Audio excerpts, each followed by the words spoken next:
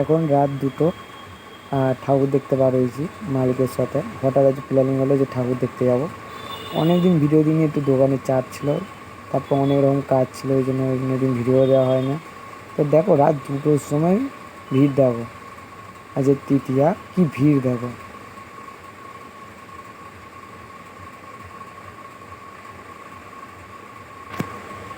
আমরা শিবমন্দির চলে এসেছি, দেখতে পাচ্ছ তো। আর প্যান্ডেলটা যেমন বাইরে থেকেও সুন্দর হয়েছে, ভেতর থেকে তো আরও খুব সুন্দর হয়েছে।